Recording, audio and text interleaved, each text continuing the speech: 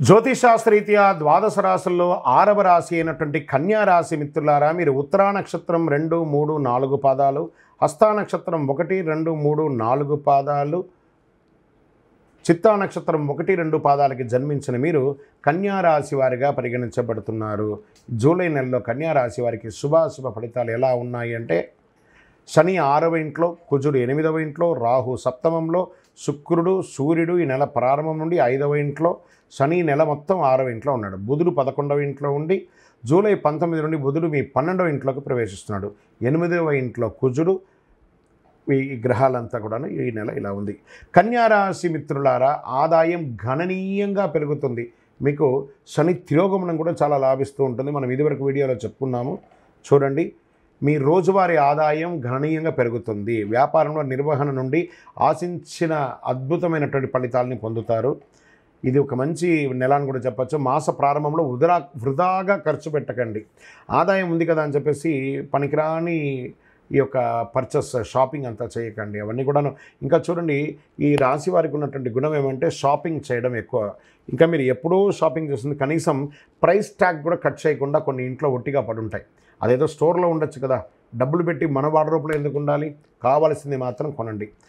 Private రంగం వారికి, మీరు ఉద్యోగంలో ఉన్నవారు విదేశాలకి వెళ్ళాలి, ఐటీ రంగంలో ఉన్నవాళ్ళు ప్రయత్నం చేస్తున్నారనుకోండి, టెక్నికల్గా ఉన్నవాళ్ళు, వీళ్ళు కూడా చాలా బాగా, ఫైనాన్స్ రంగం వారికి, స్పోర్ట్స్ వాళ్ళకి ఈ నెల చాలా బాగుంటుందని కూడా చెప్పచ్చు.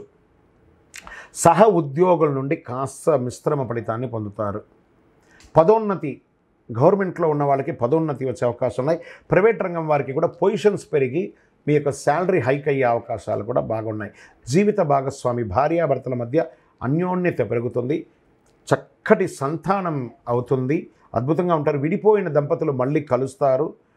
తర్వాత ప్రేమ వ్యవహారాలన్నీ కూడా ఫలించే అవకాశాలు ఉన్నాయి.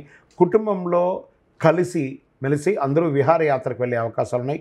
బంధుమిత్రుల యొక్క పొందుతారు. ఇంటికి రావడం పోవడం జరుగుతుంది. శుభకార్యాల యొక్క సూచన కనబడుతుంది. సమాజంలో గౌరవం పెరుగుతుంది. మహిళలు ఉద్యోగ వ్యాపారం చేసే వాళ్ళకి చాలా అద్భుతంగా ఉంటుందని కూడా చెప్పచ్చు. ప్రమోషన్స్ కూడా వచ్చే అవకాశాలు ఉన్నాయి. విద్యార్థులు విదేశాలకు వెళ్ళి చదవాలనుకున్న వాళ్ళకి మంచి యూనివర్సిటీని తీసుకొని మీరు చక్కగా వెళ్ళే అవకాశాలు బాగుంది. మీడియా రంగం వారికి చాలా గణనీయంగా అవార్డ్స్ కూడా వచ్చే అవకాశాలు ఉన్నాయి. పెద్ద పెద్ద పొజిషన్ సమాజంలో పెద్ద పెద్ద వాళ్ళతో, ఈ మీడియా వాళ్ళకి కావాల్సింది రాజకీయంగాను సామాజికంగాను కావలసినటువంటి పెద్ద పెద్ద గుర్తింపును మీరు పొందుతారు. ప్రశంసలు వస్తాయి. మీ ఆరోగ్యం పట్ల శ్రద్ధ వహించాలి. స్కిన్ ర్యాషెస్ లాంటిది రావచ్చు. ఈ మోకాలకు సంబంధించినటువంటి నొప్పులు రావచ్చు. బయట ఆహారాలు నియంత్రించండి, మంచిది. అనుకూలమైనటువంటి రోజులు ఈ జూలైలో 3వ తారీఖున మరియు 14వ తారీఖున మీకు చాలా బాగుంటుందని చెప్పచ్చు. చంద్రాష్టమం అని చెప్తే జూలై 27/7/2024 12:59 నుండి 19/7/2024 4:45 సాయంత్రం వరకు చంద్రాష్టమం ఉంటుంది. ఈ 2.5 రోజులు చాలా జాగ్రత్తగా ఉండండి. శనివారాల్లో ఆంజనేయ స్వామి వారికి తమలపాకుతో పూజ చేయండి. హనుమాన్ చాలీసా పారాయణం చేయండి. అదృష్టం కలిగించే నెంబర్ ఈ నెల 9 అని చెప్పచ్చు. కరుంగాళి మాలను ధరించడానికి ప్రయత్నించండి.